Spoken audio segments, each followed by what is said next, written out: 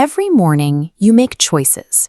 You pick a brand of coffee, choose a news station, and decide where to swipe your credit card. It feels like you are steering your own ship. But trace the barcodes on your electronics, pharmaceuticals, and daily groceries up the chain, and the options collapse. Roughly half of these critical sectors are quietly governed by a handful of legacy bloodlines. 7 specific families achieved this level of influence by executing a multi-generational strategy over centuries. This is the Dynasty Playbook. These names represent the permanent, unfireable board of directors of planet Earth. Step 1 of the playbook focuses on the foundation. You must build and own the banking systems that fund the world before you can buy it. The Rothschilds exemplify this.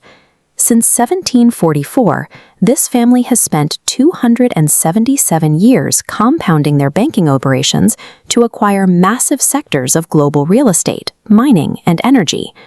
In late 19th century America, J.P. Morgan established himself as the de facto ruler of industrial finance. He consolidated rival banking, steel, and power companies into a single monolith, amassing a $38 billion legacy. By monopolizing the steel industry, Morgan's capital literally forged the physical skeleton of the modern world. Owning the foundational capital dictates exactly which nations and industries get funded and which are left to wither. Step 2 requires monopolizing the physical ground and the fuel needed to run the global engine. John D. Rockefeller and his brother William learned to corner the American petrochemical market with surgical precision. They pulled wealth directly from the dirt, building an oil monopoly that multiplied into an $11 billion modern empire.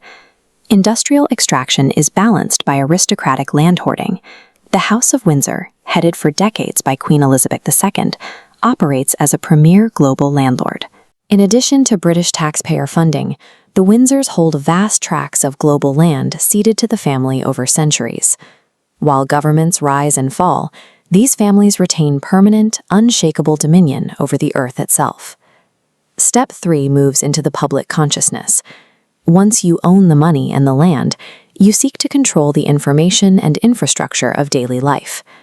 The Murdoch family legacy began with Keith Murdoch in Australia, who used political journalism to build a multi-generational power base. His son Rupert weaponized that foundation to create News Corporation, establishing a massive presence in the global media narrative.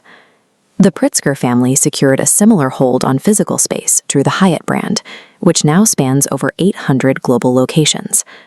The Pritskers capture wealth at every stage of the traveler's journey by acquiring the adjacent airlines, credit card agencies, and media houses. They provide the bed, the flight to reach it, and the news playing, managing the consumer experience from the inside out.